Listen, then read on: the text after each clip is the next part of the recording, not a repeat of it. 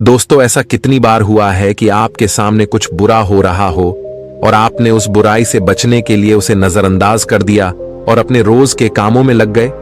हम सभी ने यह कभी ना कभी अपनी जिंदगी में शायद किया ही होगा। पर क्या हो जब वही बुरा व्यवहार आपके साथ हो रहा हो और ऐसे ही बाकी लोग आपको नजरअंदाज करके अपने काम करने लगे हैं। जब कोई आपको धमका रहा हो कि सच अगर आपने किसी को बताया तो आपको नुकसान पहुंचेगा क्या, फिर भी आप सच बोलेंगे क्या? फिर भी आप खुद के हक और सच के लिए लड़ेंगे? दोस्तों, कई बार सच बोलने के लिए बहुत हिम्मत की जरूरत होती है और यह हिम्मत जो गलत के सामने खड़े होने के लिए जरूरी है। यह हिम्मत अपने अंदर लाना बहुत मुश्किल हो सकता है। क्या लगता है आपको कितने लोग ऐसी परिस्थिति में सच बोलने की हिम्मत करेंगे? दोस्तों, आज की इस बौद्ध कहानी के माध्यम से हम यही सीखेंगे कि चाहे परिस्थिति कितनी भी कठिन क्यों ना हो, सच बोलना और गलत का सामना करना कितना जरूरी होता है। और हम देखेंगे कि आज के हमारे इस कहानी के युवक ने कैसे हिम्मत जुटाई और सच का साथ दिया, तो बिना किसी देरी के शुरू करते। एक बार की बात है, एक नगर में एक युवक रहता था जो बहुत ही अच्छा था, जो स्वभाव का बहुत ही सीधा और मन से बहुत ही सरल था। वह न तो किसी से लड़ाई झगड़े करता था और ना ही किसी को कभी भला बुरा कहता। वह लोगों की मदद भी किया करता, लेकिन फिर भी कुछ लोग उसे भला बुरा कहते हैं। इस पर वह मुस्कुराकर वहां से चला जाता है जहां वह नौकरी किया करता था। वह सेठ भी उसे बहुत कम तनख्वाह दिया करता था। तब भी वह कभी अपने सेठ का विरोध नहीं करता, बल्कि हंसकर उसके सारे आदेशों का पालन किया करता और खूब मन लगाकर काम किया करता। उसकी भलाई के कारण हर कोई जो भी उससे मिलता उसे दबाने की कोशिश करता, उसे डराने की कोशिश करता। उसके इस सीधे साधे व्यवहार के कारण लोग उसे पागल भी कहते थे और कई तो यह भी कहते हैं कि वह अपने जीवन में कभी कुछ नहीं कर पाएगा।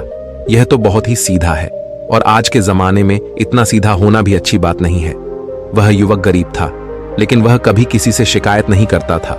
वह नौकरी करके पैसे इकट्ठा किया करता ताकि वह अपनी गरीबी से बाहर निकल सके। लेकिन जब भी वह गरीबी से बाहर निकल की कोशिश करता तो कुछ लोग आते और उसकी वह जमा पूंजी उससे लेकर चले जाते। कभी उसके रिश्तेदार आते तो कभी उसका कोई सगा संबंधी, जो अपना दुख दर्द दिखाकर, अपना दुख दर्द सुनाकर उसका जोड़ा हुआ एक एक रुपये उससे ले जाते और वह युवक कुछ नहीं कर पाता। वह तो केवल यही सोचता रहता था कि वह एक अच्छा आदमी है और अच्छे आदमी कभी किसी पर अत्याचार नहीं करते, वो कभी किसी का विरोध नहीं करते। वह तो स्वयं में खुश रहते हैं और दूसरों की मदद भी करते हैं। इन सारी बातों से वह अपने आप को समझा लेता। एक दिन की बात है, उसने देखा कि उसका एक मित्र चोरी चाकरी करके, बेईमानी करके, गलत काम करके आज बहुत धनवान बन चुका है और उसके पास अत्यधिक खुशियां हैं, पैसा है और यह समाज उसे सम्मान भी देता है। वो ना तो दान करता है और ना ही लोगों की मदद करता है, बल्कि वह तो दूसरों पर अत्याचार करता है। वह जबरदस्ती लोगों के पैसे लूट लेता है और उन्हीं पर चीखता चिल्लाता भी है। फिर भी यह समाज उसी को पसंद करता है। लेकिन मैं एक सीधा साधा इंसान हूं, मैं एक अच्छा युवक हूं, फिर भी मुझे कोई पसंद नहीं करता। मुझे तो सब लोग पागल समझते हैं और मेरे जीवन में तो केवल दुख ही दुख है। वह युवक मन ही मन यह सोच रहा था कि तभी उसके मन में एक और विचार उत्पन्न हुआ। वो यह सोचने लगा, क्या मुझे बुराई का रास्ता अपना लेना चाहिए? एक दिन वह अपने मालिक के घर पर काम कर रहा था। तभी अचानक उसके हाथों से एक सामान गिरकर टूट गया जो कीमती था। इस पर उसके मालिक ने उसे बहुत खरी खोटी सुनाई, उसकी पिटाई की और कहता है, तुझे अब से 1 साल तक मेरे यहां पर मुफ्त में काम करना होगा। क्या तुझे नहीं पता था कि यह कितनी कीमती चीज है? अब से 1 साल तक मैं तुझे कोई पैसे नहीं देने वाला हूं।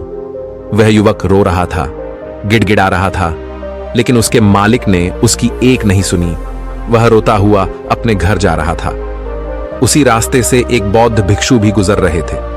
उन्होंने जब उस युवक के रोने की आवाज सुनी तो वह उस युवक के पास आए और उस युवक से कहते हैं, यह सब कैसे हुआ? तुम्हारे शरीर पर तो बहुत जख्म है, लाओ मैं तुम्हें मरहम लगा देता हूं ताकि तुम्हें कुछ आराम मिल सके। इतना कहकर उन भिक्षु ने युवक के शरीर पर कुछ जड़ी बूटियों का लेप लगाया, जिससे उस युवक को अपने दर्द से थोड़ी राहत मिली। इस पर वह युवक उन बौद्ध भिक्षु से कहता है, हे गुरुवर, आप तो ज्ञानी मालूम पड़ते हैं, क्या आप मेरी एक बात का जवाब देंगे? इस पर वो बौद्ध भिक्षु कहते हैं, पूछो। तभी वह युवक उन बौद्ध भिक्षु से कहता है, हे गुरुवर, अच्छे लोगों के साथ बुरा क्यों होता है? मैं बहुत सीधा साधा इंसान हूं।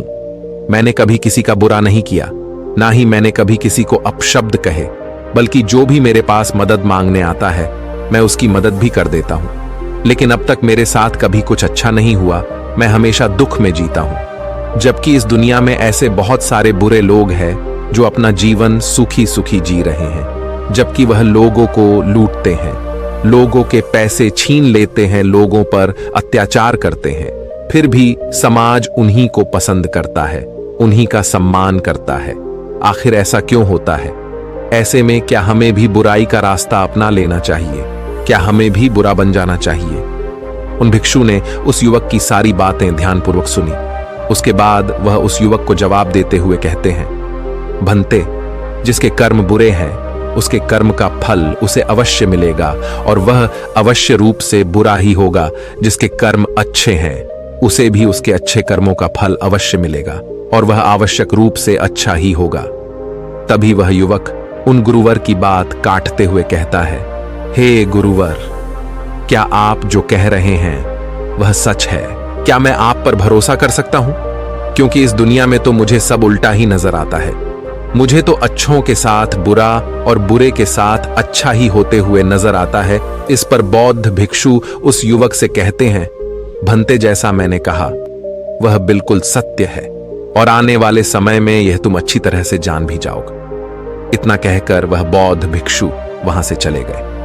वो युवक वहीं पर कुछ देर बैठा रहा और उन बौद्ध भिक्षु की बातों पर विचार करता रहा, और वह यह सोच रहा था, चलो, मेरे पास धन दौलत ना सही, रुपया पैसा ना सही, समाज का मान सम्मान ना सही, पर मैं एक अच्छा इंसान तो हूं, और मेरी अच्छाई का फल मुझे कभी ना कभी तो जरूर मिलेगा। इतना सोचकर वह वापस अपने घर लौट गया। कुछ दिनों बाद वह युवक जंगल के रास्ते से अपने मालिक के घर जा रहा था। तभी रास्ते में राजा के सैनिकों ने उसे घेर लिया, उसका चेहरे पर काला कपड़ा डाल दिया और उसके हाथ बांध दिए, और फिर उसे धक्के मार मार कर वो उसे ले जाने लगे। इस पर वह युवक जोर जोर से चिल्लाता रहा और उन सैनिकों से पूछता रहा, मुझे कहां ले जा रहे हो और मेरा क्या कसूर है? वह बार बार एक ही बात दोहरा रहा था, लेकिन सैनिकों ने उसकी किसी भी बात का कोई जवाब नहीं दिया। वो बस उसे मारते पीटते ले जाने लगे। काफी देर तक जब वह युवक एक ही सवाल करता रहा, तभी एक सैनिक उसकी इस बात का जवाब देते हुए कहता है, अरे मूर्ख, तुझे नहीं पता, तुझे राजा ने मृत्यु दंड दिया है और कहा है कि तुम्हें ऊंचे पहाड़ से ले जाकर नीचे फेंक दें। इसलिए हम तुम्हें एक ऊंचे पहाड़ की तरफ ले जा रहे हैं, जहां से तुम्हें नीचे फेंक दिया जाएगा। इतना कहकर वह सभी सैनिक हंसने लगे। अभी वह युवक एक बार फिर उन सैनिकों से कहता है, किंतु मैंने किया क्या है, मेरा कसूर क्या है? एक बार मुझे राजा से मिलने दो, मैं भी तो जानना चाहता हूं कि आखिर मेरी गलती क्या है जिसके लिए मुझे यह सजा दी गई है। मैंने तो कुछ भी नहीं किया। तभी वह सैनिक हंसते हुए उस युवक से कहता है, हम सभी जानते हैं कि तुमने कुछ भी नहीं किया, और तुम्हारी अंतिम इच्छा जानकर मैं तुम्हें सब कुछ सच सच बताता हूं।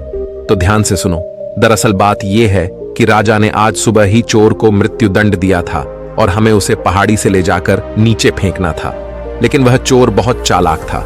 उस चोर ने हमसे कहा कि अगर हम उसे छोड़ देंगे तो वह हम सभी को 1000 सोने के सिक्के देगा। इसलिए हमने उसे छोड़ दिया। लेकिन हमें अपना कर्तव्य भी तो पूरा करना है। राजा के आदेश को तो हमें पूरा करना ही होगा। इसलिए हमें किसी न किसी को तो वहां से फेंकना ही होगा, ताकि राजा तक यह समाचार पहुंच सके कि चोर को मृत्युदंड दिया जा चुका है। इसीलिए हमने तुम्हें पकड़ लिया, और भला तुमसे अच्छा हमें मिल भी कौन सकता है? तुम्हारा ना तो कोई आगे है ना कोई पीछे जो तुम्हारे बारे में पूछताछ कर सके, और हमें कोई पकड़ भी नहीं पाएगा, और राजा को भी यह बात कभी नहीं पता चलेगी कि आखिर वह चोर कहां गया। इसलिए ईश्वर का नाम लो और शांति से मृत्यु को प्राप्त हो जाओ। उस सैनिक की यह बात सुनकर वह युवक हैरान रह गया। वह सभी सैनिकों के सामने रोने लगा, हाथ जोड़कर उससे विनती तक की, रोया, चिल्लाया, लेकिन किसी भी सैनिक ने उसकी एक नहीं सुनी, और वह उसे जबरदस्ती घसीटते हुए पहाड़ की चोटी पर ले जाने लगे। वह चिल्लाता रहा कि मुझे छोड़ दो, मुझे जाने दो, मैंने कुछ नहीं किया। लेकिन उसकी बातों का किसी पर भी कोई फर्क नहीं पड़ा। अंत में थक हार कर उस युवक ने उन सैनिकों से कहा, देखो, तुम्हें उस चोर ने 1000 सोने के सिक्के देने का वादा किया है, और अगर तुम मुझे छोड़ दोगे तो मैं तुम सबको 10,000 सोने के सिक्के दूंगा। इस पर एक सैनिक जवाब देते हुए कहता है, अच्छा, तो अब तुम मुझे पागल बनाने की कोशिश कर रहे हो? तुम्हें क्या हम मूर्ख लगते हैं? तुम एक मामूली से अधिकारी हो और तुम्हारे पास इतना सारा धन कहां से आएगा? इस पर वह युवक उन सैनिकों से कहता है कि तुम मेरे साथ चलो, मैं तुम्हें दिखाता हूं मेरे पास बहुत धन है, और यदि मेरे पास धन ना मिले तो तुम मुझे एक बार फिर से यहां ला सकते हो, नहीं तो तुम चाहो तो मुझे वहीं मार सकते हो। तुम्हारे पास तो हथियार भी हैं, और मैं बिना किसी हथियार के तुम सभी का क्या बिगाड़ पाऊंगा? उस युवक की यह बात सुनकर वे सभी सैनिक एक बार के लिए सोच में पड़ गए। उन सभी ने आपस में मिलकर विचार किया और युवक से कहा, ठीक है, हम तुम्हारी बात मान लेते हैं, लेकिन मेरी एक बात याद रखना, यदि हमें धन नहीं मिला तो हम तुम्हें वहीं पर मार देंगे। चलो हमें दिखाओ वह धन कहां पर है। इस पर वह युवक कहता है, उससे पहले मेरी आंखों से ये काला कपड़ा तो हटाओ, इसके बिना मैं आपको रास्ता कैसे दिखा पाऊंगा। उन सैनिकों ने उस युवक की बात मान ली और उस युवक के सिर पर से वह काला कपड़ा हटा दिया गया। उसके बाद वह युवक उन सभी को एक गुफा में ले जाता है। वह युवक उस गुफा से भली भांति परिचित था। वह गुफा देखने में तो बड़ी सीधी सी लगती थी, लेकिन अंदर से वह एक भूल भुलैया थी। जो भी उसके अंदर एक बार चला जाता, वहां से बाहर निकलना उसके लिए नामुमकिन था। वह युवक उन सभी सैनिकों को उस गुफा के अंदर ले जाता है और मौका मिलते ही वह उन्हें धोखा देकर उस गुफा से बाहर की ओर निकल जाता है, और वह सभी सैनिक उस गुफा में फंस कर रह जाते हैं। वह युवक डरा हुआ, सहमा हुआ, तेजी से भागता हुआ जंगल के रास्ते से जा रहा था। उसे डर था कि वह सैनिक उसका पीछा कर रहे हैं। वह यदि उस गुफा से निकल जाएंगे तो वह उसे पकड़ लेंगे। इसीलिए वह तेजी से भागता हुआ जा रहा था। तभी रास्ते में उसे वहीं बौद्ध भिक्षु दिखाई दिए। तभी वह भागता हुआ उन बौद्ध भिक्षु के पास पहुंचा और वह युवक उन बौद्ध भिक्षु से कहता है कि हे गुरुवर, आपने तो कहा था जिसके बुरे कर्म होते हैं उसे बुरा फल मिलता है, और जिसके कर्म अच्छे हैं उसे अच्छा फल मिलेगा। लेकिन आज तो मैंने ये देख भी लिया और जान भी लिया कि जिनके कर्म बुरे होते हैं वही सुखी रहते हैं, और रही बात अच्छे कर्म करने वालों की, तो उन्हें तो जिंदगी भर दुखी भोगना पड़ता है। इसके बाद उस युवक ने अपने ऊपर बीती हुई सारी घटना उन बौद्ध भिक्षु को सुनाई, और फिर उन बौद्ध भिक्षु से पूछता है, अब बताइए मैंने ऐसा कौन सा बुरा कर्म किया जिसके कारण आज मुझे मौत की सजा मिल रही थी, और वह भी ऐसा कर्म जो मैंने किया ही नहीं। इस पर वह बौद्ध भिक्षु मुस्कुराते हुए उस युवक से कहते हैं, भंते तुम्हारे कर्म बुरे ही तो है, तभी तो तुम्हें यह सब सहना पड़ रहा है। यह सुन वह युवक थोड़ा सा आश्चर्यचकित हुआ और उन बौद्ध भिक्षु से कहता है, हे गुरुवर, आप ये क्या कह रहे हैं? मैंने कभी किसी का बुरा नहीं किया, मैंने किसी को आज तक अपशब्द तक नहीं कहे, फिर मेरे कर्म बुरे कैसे हो सकते हैं? मैंने तो कोई भी बुरा काम नहीं किया, ना ही मैंने चोरी की, ना ही किसी से बेईमानी की, किसी को सताया तक नहीं, किसी को भला बुरा तक नहीं कहा, फिर मेरे कर्म बुरे कैसे हो सकते हैं? इस पर वह बौद्ध भिक्षु उस युवक से कहते हैं, भंते अपने हक और अधिकार के लिए ना लड़ना, यह भी तो बुरा कर्म है। जब तुम पर कोई अत्याचार करता है तुम उसका विरोध नहीं करते, क्या यह बुरा कर्म नहीं है? किसी के साथ अत्याचार ना करना, लेकिन दूसरों के साथ अत्याचार होते हुए देखकर चुप रहना, यह भी तो बुरा कर्म है। सही होते हुए भी चुपचाप रहना, क्या यह बुरा कर्म नहीं है? हम शक्तिहीन हैं, असहाय हैं, हमारी मदद कौन करेगा ये समझकर सत्य के सामने बार बार झुक जाना, क्या यह बुरा कर्म नहीं है? बुराई में सुख है, यह देखना भी एक बुरा कर्म ही तो है। अब मैं तुमसे सवाल करता हूं, बताओ मुझे इनमें से कौन सा काम ऐसा है जो तुमने अब तक नहीं किया? उन बौद्ध भिक्षु की यह सारी बातें सुनकर वह युवक स्तब्ध रह गया। उसे कुछ भी समझ नहीं आ रहा था कि वह उन बौद्ध भिक्षु के इस प्रश्न का क्या जवाब दें। काफी देर सोच विचार करने के बाद वह उन्हें बौद्ध भिक्षु से कहता है, हे गुरुवर, आप सत्य कहते हैं, ये सारे कर्म मैंने किए हैं और आप सही हैं। ये सारे बुरे कर्म मेरे द्वारा ही किए गए हैं और मैं अपने आप को हमेशा एक अच्छा इंसान मानता था। मैं हमेशा लोगों की मदद करता था, कभी किसी के सामने आवाज नहीं उठाता था और मुझे लगता था कि मैं एक बहुत ही सीधा, सरल और अच्छा व्यक्ति हूं। लेकिन मैं यह नहीं जानता था कि जाने अनजाने में बुरे कर्म कर रहा हूं। आगे वह युवक अपने दोनों हाथ जोड़कर उन गुरुवार से कहता है, हे गुरुवर, अगर यह सारे बुरे कर्म है तो अच्छा कर्म क्या है और अच्छा व्यक्ति कौन होता है?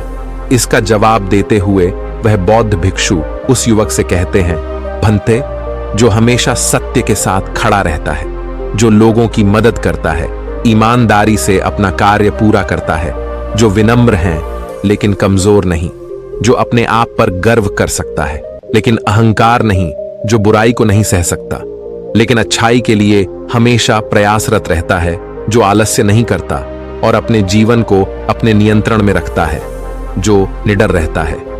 तभी वह युवक उन बौद्ध भिक्षु से कहता है, हे गुरुवर, आपने जो कुछ भी कहा वह एकदम सत्य है, लेकिन आप ही बताइए, भला एक गरीब और कमजोर इंसान किसी के सामने कैसे खड़ा हो सकता है, किसी का विरोध कैसे कर सकता है? इस पर वह बौद्ध भिक्षु उस युवक के इस प्रश्न का जवाब देते हुए कहते हैं, भक्त, लगता है तुम भूल गए।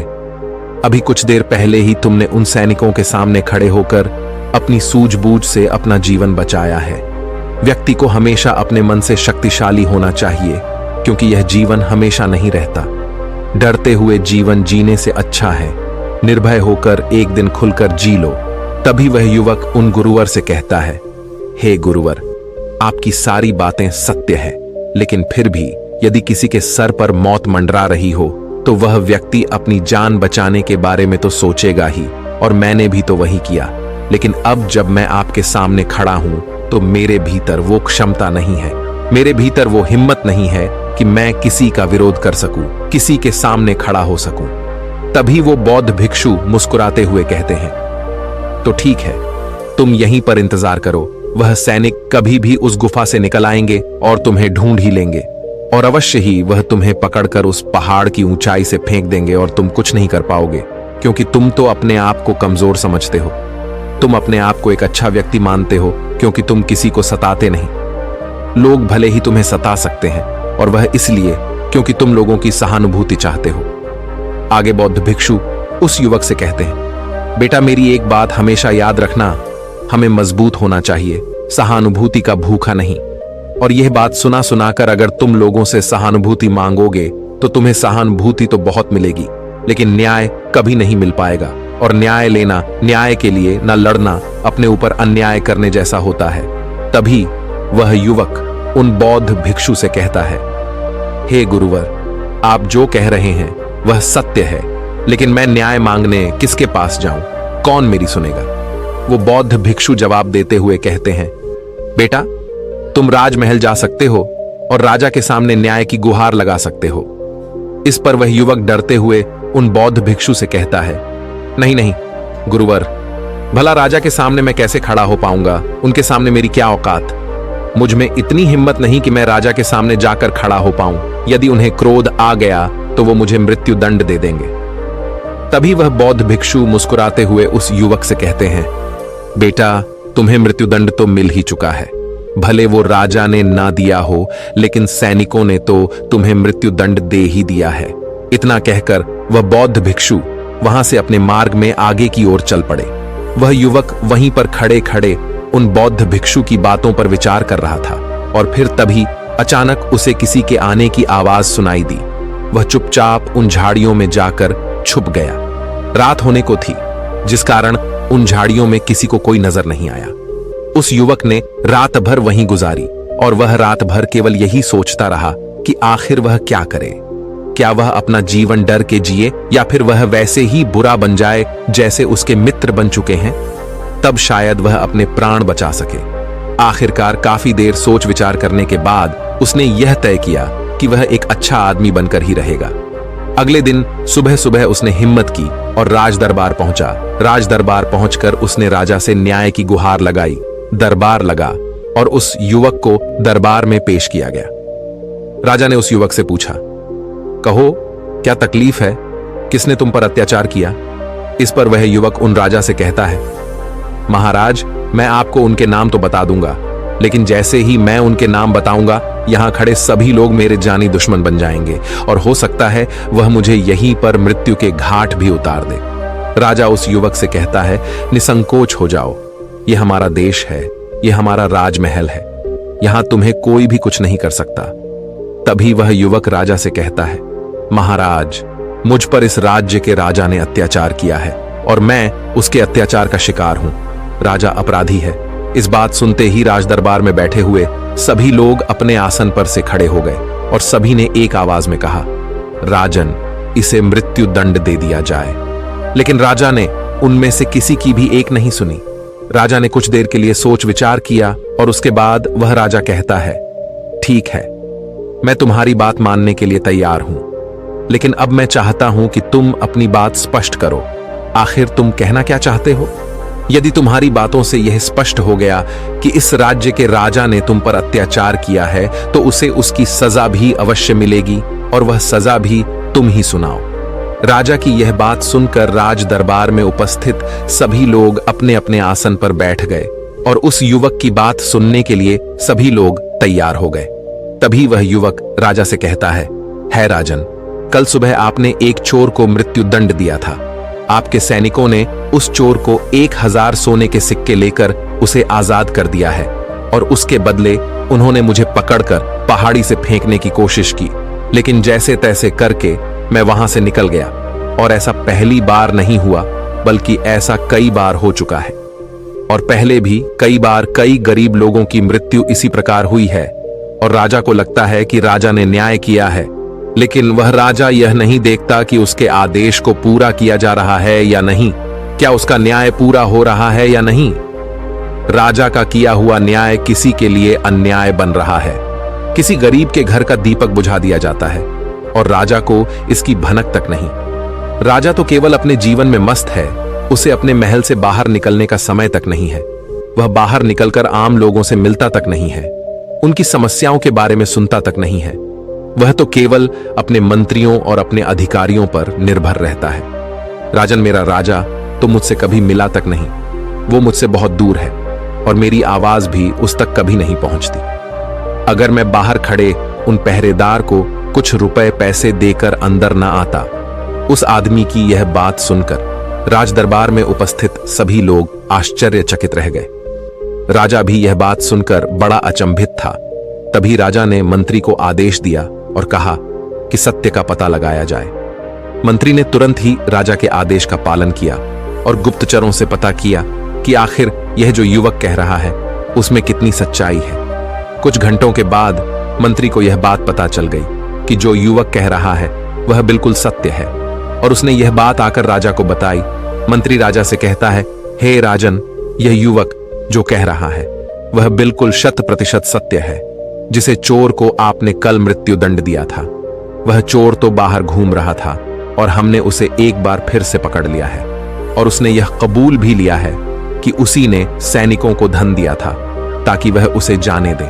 और जिन सैनिकों ने वह धन लिया था, हमने उन सैनिकों को भी गिरफ्तार कर लिया है। तभी राजा मंत्री से कहता है, उन सभी अपराधियों को राज दरबार में पेश किया जाए।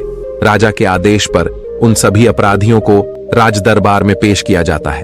तभी वह राजा उस युवक से कहता है, हम तुम्हारे अपराधी हैं, कहो आखिर तुम हमें क्या दंड देना चाहते हो? तुम जो भी दंड हमें दोगे वो हमें खुशी खुशी स्वीकार है। इस पर वह युवक राजा से कहता है, हे राजन, आप इस राज्य के राजा हैं, दंड तो आप ही दे सकते हैं, हम तो केवल निवेदन कर सकते हैं। और मैं आज आपके पास यही निवेदन लेकर आया हूं कि आपको अपनी प्रजा का ख्याल रखना चाहिए, समय समय पर उनसे मिलते रहना चाहिए और आपसे हम जैसे गरीब लोग सीधे मिल सके, अपनी बातें कह सकें, ऐसी व्यवस्था करनी चाहिए। इस पर राजा ने मंत्री को आदेश दिया और कहा, मंत्री जी, उन दरबारियों को भी पकड़कर लाया जाए जिन्होंने इस व्यक्ति से धन लेकर इसे अंदर आने की अनुमति दी। मंत्री ने राजा के आदेश का पालन किया और उन दरबारियों को भी दरबार में पेश किया गया। राजा ने उन दरबारियों को भी नौकरी से निकाल दिया और उन्हें 3 महीने की काल कोठरी में रहने की सजा सुनाई। आगे जाकर राजा उस युवक से कहता है, मैंने तुम्हारे जैसा निर्भय व्यक्ति आज तक नहीं देखा। तुम ईमानदार भी हो, सच्चे भी हो और तुम जैसे व्यक्तियों की हमारे समाज में बहुत आवश्यकता है। मुझ जैसे राजा को भी आज तुमने आईना दिखा दिया है। आगे राजा उस युवक से कहता है, इसलिए आज से मैं तुम्हें इस राज्य का मुख्यमंत्री घोषित करता हूं। इस पर वह युवक कहता है, नहीं नहीं महाराज, मैं तो बस अपनी बिनती यहां पर लेकर आया था। आपने मेरी बात सुनी, बस इसी में मैं खुश हूं। इतना कहकर उस युवक ने राजा को प्रणाम किया और वापस अपने घर लौट गया। देखते ही देखते उस युवक का नाम पूरे राज्य में फैल गया। सब उसे जानने लगे, उसे पहचानने लगे और वह व्यक्ति केवल एक ही बात कहता था, अच्छे कर्मों का फल हमेशा अच्छा ही होता है। बस हमें बुराइयों से नहीं डरना चाहिए, हमें तो बिना डरे सच का सामना करना है। दोस्तों, इस कहानी के माध्यम से मुझे उम्मीद है कि आपको यह समझ में आ चुका होगा कि अच्छा होना क्या होता है और एक सच्चा व्यक्ति कैसे बनता है। यदि आप भी अपने आप को एक अच्छा और सच्चा व्यक्ति मानते हैं और आपको लगता है कि आप भीतर से अच्छे हैं और आपके साथ बुरा हो रहा है, तो उस बुराई का कारण कौन है, उस तकलीफ का कारण कौन है, यह आपको अच्छी तरह से पता चल चुका होगा। इसलिए खुद को कमजोर और असहाय न माने, अपने लिए लड़ना सीखें, अपने आप को भीतर से मजबूत बनाएं, अपने मन को कठोर बनाएं ताकि आप उन परिस्थितियों और लोगों का सामना कर सके जो आपका फायदा उठाने की कोशिश करते हैं, क्योंकि बुरा ही सहना भी एक बुरा कर्म ही है। दोस्तों, आपने आज के इस वीडियो से क्या सीखा वह मुझे आप कमेंट में बता सकते हैं। इसी के साथ मैं उम्मीद है कि आपको आज की वीडियो पसंद आई होगी, तो इस वीडियो को उस इंसान को शेयर करें जिससे यह कहानी सुनने की जरूरत है, और उसी के ठीक बाद चैनल को सब्सक्राइब करें। तो चलिए फिर मिलते हैं ऐसी एक और नई वीडियो में एक नए मैसेज के साथ। तब तक के लिए अपना ख्याल रखें। धन्यवाद।